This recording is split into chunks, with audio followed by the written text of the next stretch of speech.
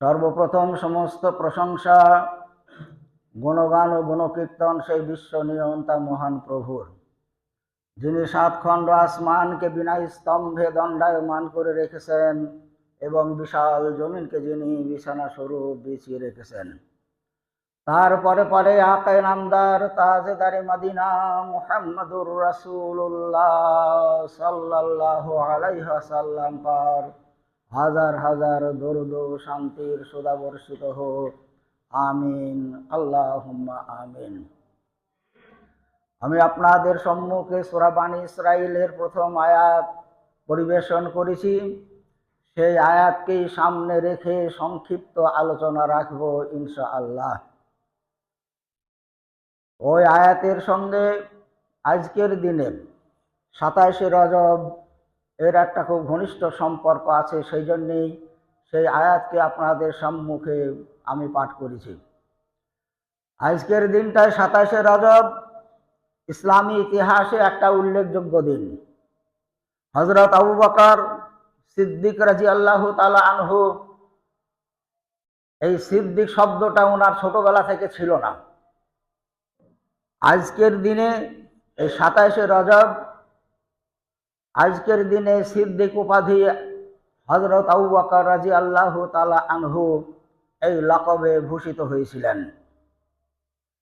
তার কারণ হলো আল্লাহ রাসূলের নবুয়াতি জীবনে সব থেকে একটা বড় অলৌকিক ঘটনা ঘটেছিল, সেটা হলো মিরাজ।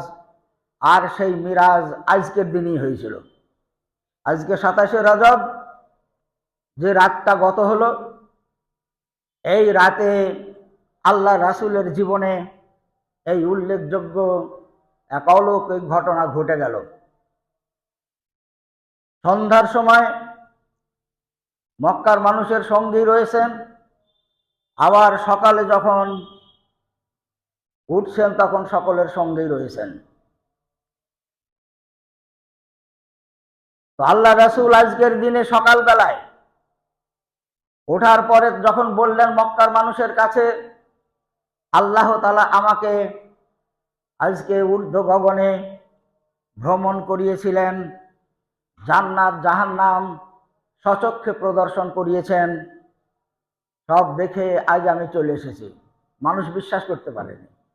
তার কারণ সন্ধ্যার সময় মক্কায় দেখেছি, সকালবেলাতেও মক্কাতে রয়েছেন, এই রাতের ভিতরে কিভাবে ঊর্ধ্ব গগনে গেলেন, জান্নাত ভ্রমণ করলেন, জাহান্নাম ভ্রমণ করলেন, দেখলেন, আবার ফিরে আসলেন। মানুষের মনে খটকা। কাফেররা তো অনেক কথাই বলতে শুরু করলো, দেখো এবার কি কেমন কথা বলছে। এই কথা এর কাছে ওর কাছে যেতে যেতে শেষ পর্যন্ত হযরত আবু বকর রাদিয়াল্লাহু তাআলা আনহুর কাছে যখন এই খবর পৌঁছালো যে আল্লাহ রাসূল বলছেন আজকে আমি মিরাজে গিয়েছিলাম, জান্নাত জাহান্নাম সচক্ষে দেখে আবার ঘুরে এসেছি। আবু বকর রাদিয়াল্লাহু তাআলা আনহু বললেন, আল্লাহ রাসূল যদি এই কথা বলে থাকেন যে আজকের রাতে গিয়ে আমি জান্নাত জাহান্নাম ভ্রমণ করে এসেছি, আল্লাহ তাআলা আমাকে দেখিয়েছে, তাহলে তাতে সেটা হুবহু সত্য, তাতে কোনো সন্দেহের অবকাশ নেই। আল্লাহ রাসূল যদি বলে থাকেন সেটা সঠিক এবং সত্য কথা, তাতে সন্দেহের কোনো অবকাশ নেই। হযরত আবু বকর রাদিয়াল্লাহু তাআলা আনহু যখন সকলের মনের মধ্যে দোদুল্যমান এই খবরটাকে নিয়ে তিনি যখন দৃঢ়তার সঙ্গে আল্লাহ রাসূলের এই ঘটনাকে তাসদিক করলেন, বিশ্বাসের কথা ঘোষণা করলেন, তখন অন্যান্য মানুষেরও যারা ঈমানদার ছিল তারাও আস্তে আস্তে সকলেই বিশ্বাস করে নিলেন। এই যে সর্বপ্রথম যে সময় মানুষের মনে খটকা, কি করে হয় সন্দেহের অবকাশ, সে অবকাশের ভিতরে হযরত আবু বকর রাদিয়াল্লাহু তাআলা আনহু সেই পরিবেশে সেই মানুষের সম্মুখে যখন তিনি দৃঢ়তার সঙ্গে ঘোষণা করলেন যে আল্লাহ রাসূল যদি কথা বলে থাকেন তাহলে হুবহু তা সত্য, তখন অন্যান্য মানুষরা আস্তে আস্তে বিশ্বাস করেছিলেন। এই সর্বপ্রথম ওই পরিবেশে বিশ্বাস করার কারণে আল্লাহ রাসূল তাকে উপাধি দিয়েছিলেন সিদ্দিক, অর্থাৎ সত্যবাদী। সত্যকে সহজে সত্য হিসাবে গ্রহণ করার একজন ব্যক্তি, তিনি হলেন সিদ্দিক, হযরত আবু বকর সিদ্দিক রাদিয়াল্লাহু তাআলা আনহু। এখন রাসূলের জামানায়, রাসূলের নবুয়তি জীবনে এই মিরাজ কেন ঘটল? প্রয়োজন কি ছিল? আল্লাহ রাসূল যখন নবুয়তি যখন প্রাপ্ত হলেন, তখন মক্কায় জীবনযাপন করতেন। সে সমস্ত ঘটনা আপনারা জানেন, ইতিপূর্বে শুনেছেন। তো নবুয়তির 10ম বছরে আল্লাহ রাসূলের বয়স যখন 50 বছর, তিনি নবুয়তি প্রাপ্ত হয়েছেন 40 বছর বয়সে। নবুয়তির 10ম বছরে আল্লাহ রাসূলের যিনি চাচা আবু তালেব, তিনি মৃত্যুবরণ করেছিলেন। যিনি ওনার দাওয়াতি কাজে, ইসলামী প্রচারের কাজে যিনি সাধ্য মতো সাহায্য করতেন। আর ওনার ছত্র ছায়াতে মক্কার কাফেররা, মক্কার কুরাইশরা আল্লাহ রাসূলকে সরাসরি এমন কিছু বলতে পারতেন না। সেই আবু তালেব তিনি মারা গেলেন এই নবুয়তির 10ম হিজরিতে। তারপরে 1 মাস পরেই খাদিজা রাদিয়াল্লাহু তাআলা আনহা, আল্লাহ রাসূলের স্ত্রী, যিনি সেখানকার একজন ধনাঢ্য মহিলা ছিলেন, আল্লাহ রাসূলের সঙ্গে বৈবাহিক সম্পর্কে আবদ্ধ হওয়ার পর তার সমস্ত সম্পদ আল্লাহ রাসূলের দ্বীনের কাজে তিনি ব্যয় করেছিলেন, উৎসর্গ করে দিয়েছিলেন আল্লাহর রাস্তায়। সেই একজন খাদিজা রাদিয়াল্লাহু তাআলা আনহা, যিনি আর্থিকভাবে সাপোর্ট করতেন, মানসিকভাবে সাপোর্ট করতেন। দাওয়াতি কাজ করতে গিয়ে যে সমস্ত জায়গায় মানুষের কথায়, মানুষের আচরণে দুঃখ পেয়ে বাড়িতে ঘুরে এসে যখন আলোচনা করতেন, হযরত খাদিজা রাদিয়াল্লাহু তাআলা আনহা সাপোর্ট করতেন, পরামর্শ দিতেন, ধৈর্য ধরতে সাহায্য করতেন। এইরকম একজন মহিলা সেই বছরেই মারা গেলেন। এই দুইজন যখন মারা গেলেন, তিনি দিশাহারা হয়ে গেলেন। একজন বাইরের ছায়ার মতো যিনি ছিলেন, ঘরের মধ্যে যিনি তার সব থেকে বেশি শক্তি যোগাতেন, সেই খাদিজা রাদিয়াল্লাহু তাআলা আনহা তিনিও মৃত্যুবরণ করলেন। আল্লাহ রাসূল মক্কায় এই সময় দাওয়াতি কাজে নিজে অনেকটা দুর্বল হয়ে পড়লেন মানসিকভাবে, মনের দিক থেকে। তাই এই সময় তিনি বেছে নিয়েছিলেন যে তায়েফের মানুষের কাছে ইসলামের কথা বলে দেখি যদি সেখানকার মানুষ গ্রহণ করে। তায়েফকে বেছে নিয়েছিলেন এই জন্যে যে আল্লাহ রাসূল শিশুকালে তার যে দুধ মাতা হালিমা রাদিয়াল্লাহু তাআলা আনহা, তেনার বাড়ি ছিল তায়েফে। তিনি আল্লাহ রাসূলকে শিশুবেলায় দুধ পান করিয়ে মানুষ করেছিলেন। 3 বছর সেখানে দুধ পান করার পরে আবার তাকে ফেরত দিয়েছিলেন। এই যে শিশুকাল সেখানে কেটেছিল, সেই স্মৃতিকে সামনে রেখে তিনি ইসলামের দাওয়াত নিয়ে তায়েফে গিয়েছিলেন। তায়েফের মানুষেরা যে দুর্ব্যবহার করেছিল, তায়েফের লোকেরা, সে ঘটনা আপনারা শুনেছেন ইতিপূর্বে, যে দুর্ব্যবহার করেছিল আল্লাহ রাসূলকে, তাদের সেই যুবক দুষ্ট দুরাচার ছেলেদেরকে দিয়ে যে আল্লাহ রাসূলের উপরে পাথর বর্ষণ করেছিল, তাতে আল্লাহ রাসূল সেই পাথরের আঘাতে রক্তাক্ত হয়ে সেখান থেকে ফিরে এসেছিলেন। সেখান থেকে ফিরে এসে তায়েফেও হতাশ হলেন। আবার ঘুরে মক্কায় আসলেন। কি করবেন, কোন দিকে যাবেন, কোথায় গেলে দাওয়াতি কাজ সহজ হবে, এই সমস্ত চিন্তা ভাবনা আল্লাহ তাআলা ঠিক এই রকম পরিস্থিতিতে আল্লাহ রাসূলের মানসিক আন্তরিক ভাবে যে দুর্বলতা তিনি ফিল করছিলেন, এই রকম মুহূর্তে আল্লাহ তাআলা এই মিরাজের ঘটনাটা ঘটালেন। সেই মিরাজ ঘটিয়েছিলেন আজকের দিনে, সেটাই হলো আজকে 27শে রজব। আল্লাহ রাসূল উম্মে হানির ঘরে চাচা আবু তালেবের বাড়িতে তিনি শুয়ে আছেন। তিনি নিজেই বলছেন নিজের ভাষায় যে আমার তখন ঘুম তন্দ্রাচ্ছন্ন, গভীর ঘুম নেই, আবার চেতনও নয়। এইরকম অবস্থায়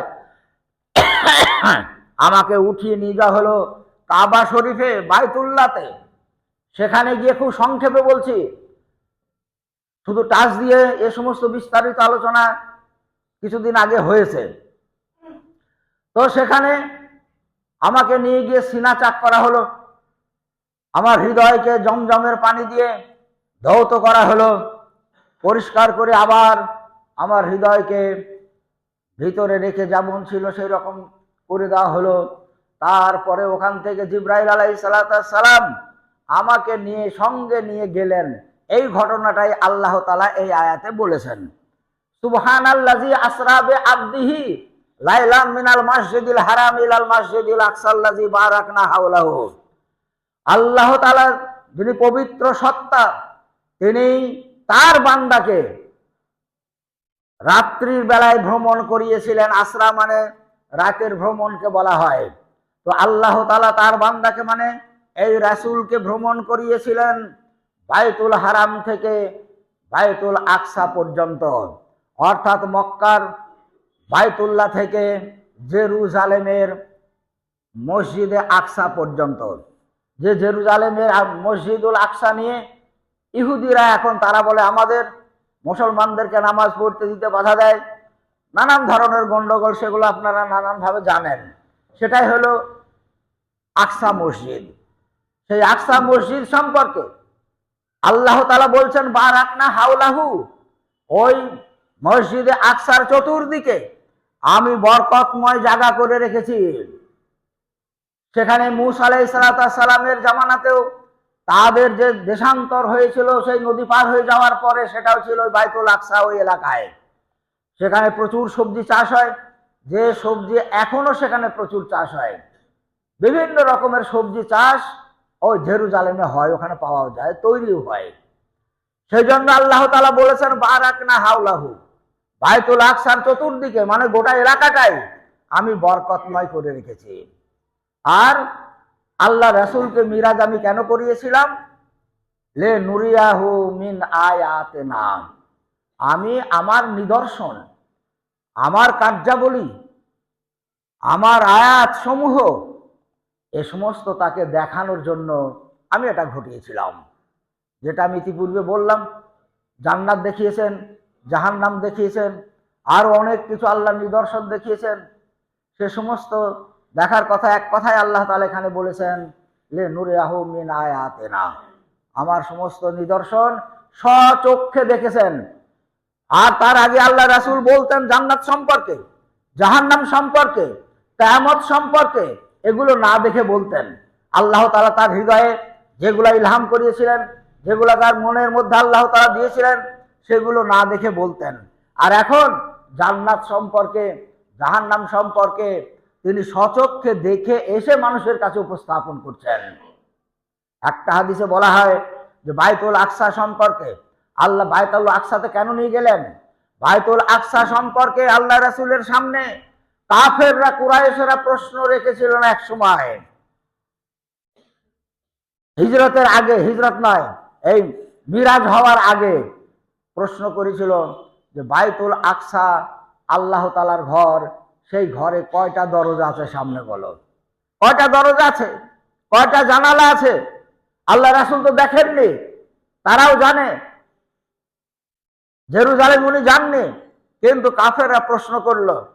আল্লাহ তাআলা বাইতুল আকসাকে আল্লাহ রাসূলের চোখের সামনে এনে দিলেন, অবস্থান সেখানেই করছে, কিন্তু আল্লাহ রাসূলের চোখের সামনে বাইতুল আকসা খোলা।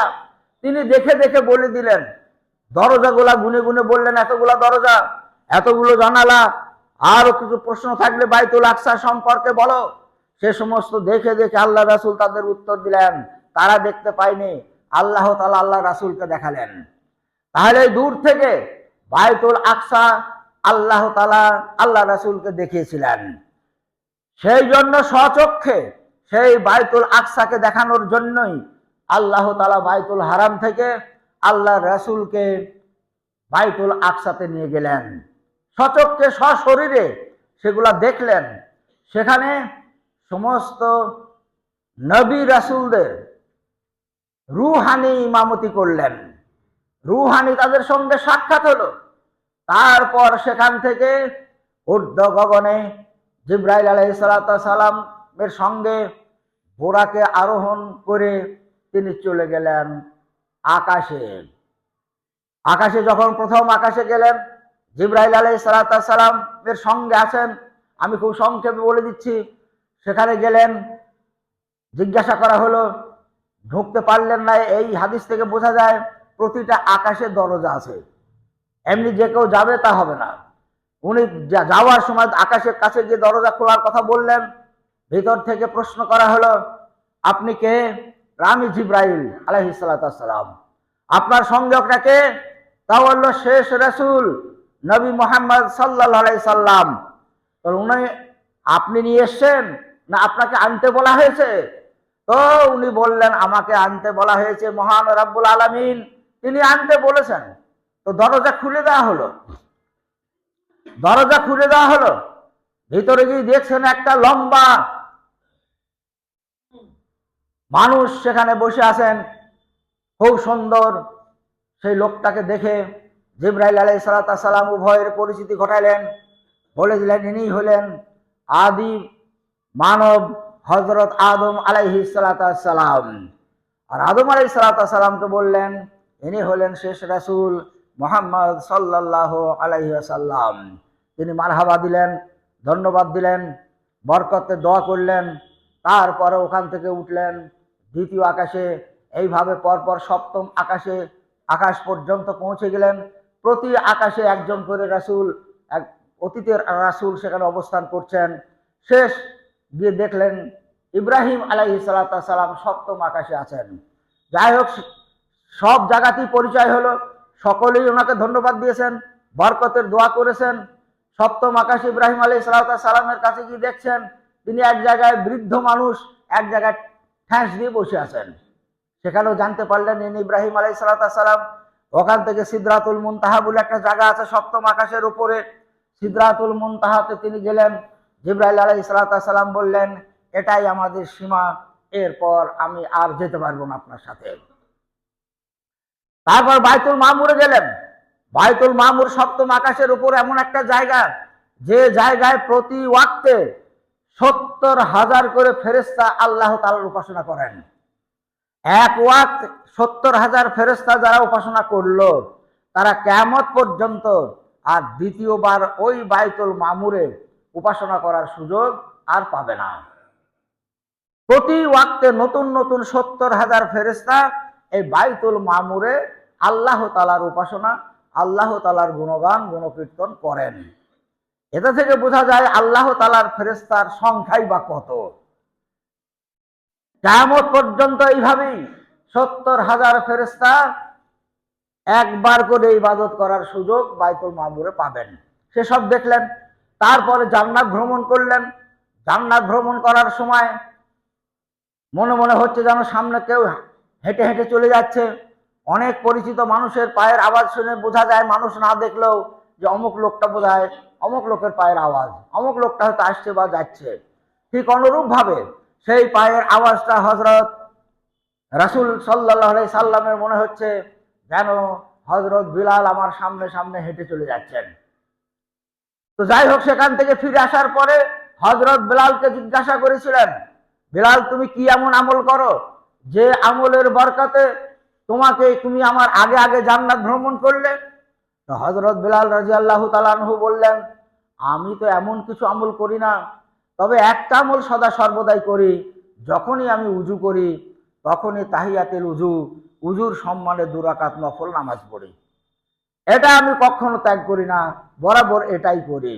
আল্লাহ রাসূল বললেন, হয়তো এই জন্যই আল্লাহ তাআলা তোমাকে আমার আগে আগে জান্নাত ভ্রমণ করিয়েছেন। তো যাই হোক, নামাজের একটা গুরুত্ব আছে। তো আল্লাহ রাসূল যখন সেখান থেকে ফিরলেন, যেহেতু মিরাজে আল্লাহ তাআলা আল্লাহ রাসূলকে মিরাজ ঘটিয়েছেন তিনি নিজে থেকে, তাই কোনো মেহমান যদি কাছে আসে তাকে যখন ফেরত দেওয়া হয় তাকে কিছু উপহার দিয়ে ফেরত দেওয়াটাই হলো সম্মানের কাজ। তাই আল্লাহ তাআলা আল্লাহ রাসূলকে মিরাজ থেকে যখন ব্যাক করালেন, সেখান থেকে তিনি যখন ফিরলেন, তখন উপহার স্বরূপ দিলেন 50 ওয়াক্তের নামাজ আল্লাহ রাসূলের উম্মতদের জন্য ফরজ করলেন, মানে আমাদের জন্য। আল্লাহ রাসূলের, তিনি শেষ রাসূল, শেষ রাসূলের শেষ উম্মত, তাদের জন্য 50 ওয়াক্তের নামাজ ফরজ করা হলো। এটাই হলো আল্লাহ রাসূলের জন্য আল্লাহ তাআলার পক্ষ থেকে তোহফা, উপহার। উনি যখন সপ্তম আসমান অতিক্রম করে ষষ্ঠ আসমানে আসলেন, ওখানে মূসা আলাইহিস সালাম ছিলেন। মূসা আলাইহিস সালাম জিজ্ঞাসা করলেন, আল্লাহ তাআলা তোমাকে কি উপহার দিল? তো উনি বললেন 50 ওয়াক্তের নামাজ। আরে সর্বনাশ, 50 ওয়াক্তের নামাজ! আমার উম্মত এত শক্ত, তারাই তো এত ইবাদত পারতো না, তোমার উম্মত আরো দুর্বল, তারা পারবেই না। তো তুমি এক কাজ করো, আল্লাহ তাআলার কাছে যাও আর কিছুটা কমিয়ে নিয়ে এসো। তো যাই হোক, মূসা আলাইহিস সালামের কথায় গেলেন, সেখানে 5 ওয়াক্তের কমিয়ে দেওয়া হলো। আবার ঘুরে আসলেন, আবার জিজ্ঞাসা করলেন, তাহলে 5 ওয়াক্তের কমিয়ে দিয়েছে। না, তাও পারবেন, আবার যাও। তো আবার গেলেন, আবার 5 ওয়াক্তের কমিয়ে দিলেন। এইভাবে যাওয়া আসা করতে করতে শেষ বেলায় 5 ওয়াক্তের থাকলো, 45 ওয়াক্ত মাইনাস হয়ে গেল। তখনও মূসা আলাইহিস সালাম বলেছিলেন, আবারও যাও, আরো কিছু কমিয়ে নিয়ে এসো। তো আল্লাহ রাসূল বলছেন, আমাকে তখন যেতে একটু কেমন লজ্জা বোধ হলো। আমি যখনই দিয়েছি তখনই 5 ওয়াক্ত করে কমিয়ে দিয়েছেন, আবার এখন 5 ওয়াক্তই আছে, আবার গিয়ে যদি আল্লাহ রাসূলকে বলি আরো কমিয়ে দেন, তার মানে এই 5ও কমিয়ে দেন, আমি আর কিছুই পারবো না, এটাই তো পক্ষান্তরে বলা হয়ে যায়। তো এটা আমার মনের মধ্যে আসাতে আমাকে খুব লজ্জা লাগলো, আমি আর যাইনি। সেই জন্য এই 5 ওয়াক্তের থেকে গেছে। কিন্তু 5 ওয়াক্তের নামাজ যারা আদায় করবে, আল্লাহ রাসূল বলছেন তাদেরকে 50 ওয়াক্তের নামাজেরই নেকি দেওয়া হবে। 5 ওয়াক্তের নামাজের আদায় করবে আর আল্লাহ তাআলার পক্ষ থেকে তাদেরকে 50 ওয়াক্তের সওয়াব দেওয়া হবে। এটাই হলো নামাজ। আর নামাজের গুরুত্ব কি? নামাজি হলো মুসলমান এবং কাফেরের মধ্যে পার্থক্য। মুসলমান নামাজি হবে, যারা মুসলমান নয় তাদের ভিতরে নামাজ থাকবে না। এই নামাজ হলো একটা পার্থক্যকারী। কিয়ামতের ময়দানে আল্লাহ তাআলা প্রত্যেকটা মানুষের পার্থিব জীবনের সমস্ত কর্মের হিসাব নিকাশ নেবেন। তার মধ্যে সর্বপ্রথম হিসাব হবে নামাজের। নামাজের হিসাব যদি ক্লিয়ার হয়ে যায়, পরবর্তী হিসাবগুলা সহজ হয়ে যাবে।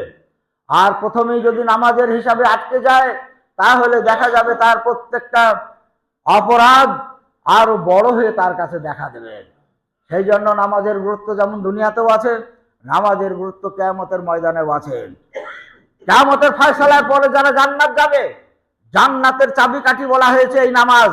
অর্থাৎ যার জীবনে নামাজ আছে সেই জান্নাতে প্রবেশ করতে পারবে, আর যার জীবনে নামাজ প্রতিষ্ঠিত নেই সে জান্নাতে প্রবেশ করতে পারবে না। তার মানে তালা খোলার তো চাবিই নাই। আর তালা খোলার চাবিটা বলা হচ্ছে, জান্নাতের তালা খোলার চাবি হলো এই নামাজ। সেই নামাজ আজকের দিনে মিরাজে আল্লাহ তাআলা আল্লাহর রাসূলকে দিয়ে দুনিয়াতে পাঠিয়েছিলেন। সেটাই হলো আজ 27শে রজব, মিরাজের দিন। আজকের দিন থেকে না, এই আমরা যে নামাজ পড়ছি এই নামাজ শুরু হয়েছে। জিবরাইল আলাইহিস সালাম এসে আল্লাহ রাসূলকে 2 দিন ইমামতি করে নামাজ পড়িয়ে দেখিয়েছেন, নামাজের টাইম সম্পর্কে, নামাজের রাকাত সম্পর্কে। জিবরাইল আলাইহিস সালাম আল্লাহ রাসূলকে পড়িয়ে সেগুলো দেখিয়েছেন। আল্লাহ রাসূল তার উম্মতকে সেইভাবে শিক্ষা দিয়েছেন। সেই শিক্ষায় আমরা যেভাবে নামাজ পড়ছি এটাই হলো সেই নামাজ। তো আল্লাহ তাআলা আমাদের জীবনে এই মূল্যবান নামাজ, যে নামাজ ইহকাল থেকে পরকাল পর্যন্ত আমাদের জীবনে কার্যকরী, আমাদের উপকারে লাগবে, সে নামাজ যেন আমরা প্রতিষ্ঠিত করতে পারি। আল্লাহ তাআলা আমাদেরকে সেই তৌফিক দান করুক, যেন আমরা নামাজি হয়ে ইহকাল ত্যাগ করে পরকালে আমরা পাড়ি দিতে পারি। আমিন।